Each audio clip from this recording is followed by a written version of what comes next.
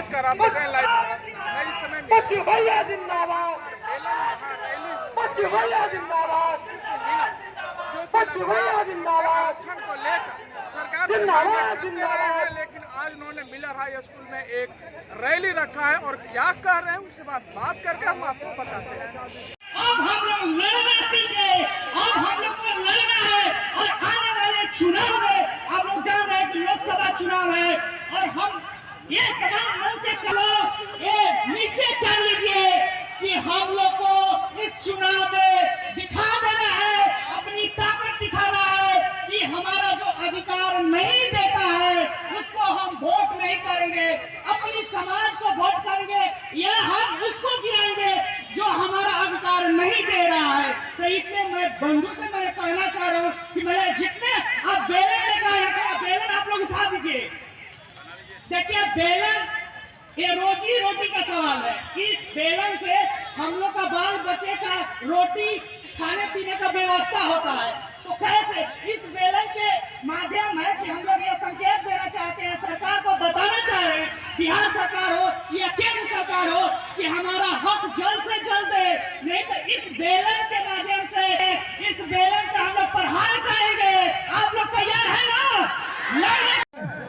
मंच पर जगह देख रहे हैं, जगह नहीं, जगह हो जाता है गीत प्रज्वलित के बाद महिला लोग भी आएंगे 10 लोग।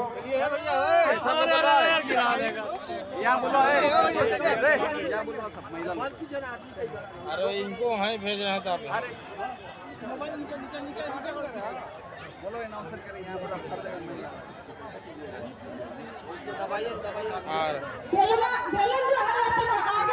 मारो सबको सब आगे आ गया हो सही अरे सर महिला लोग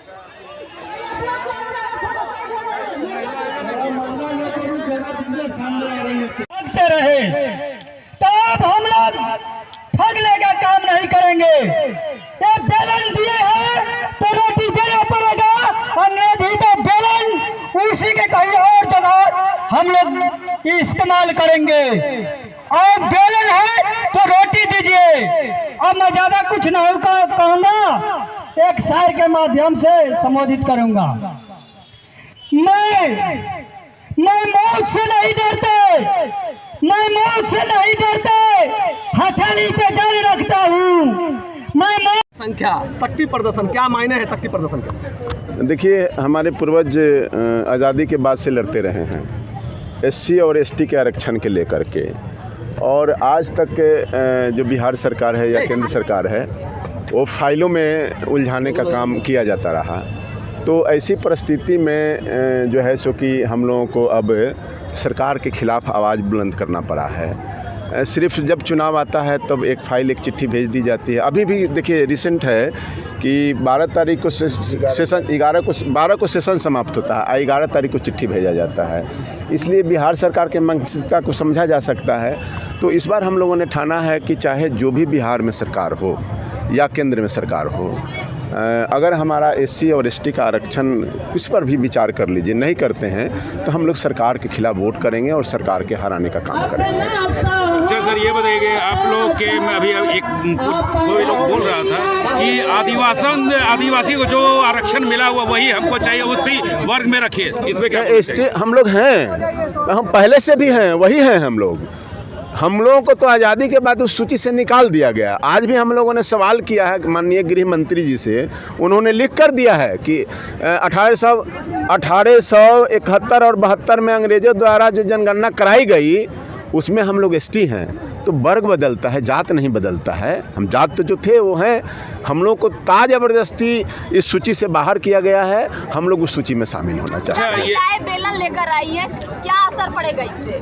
क्या असर पड़ेगा? आप गांव में मर्दों से पूछ लीजिएगा, महिलाएं जब बेलन लेकर निकलती हैं, और ये रोटी का सवाल है, ये जो बेलना है यह एक मैसेज है।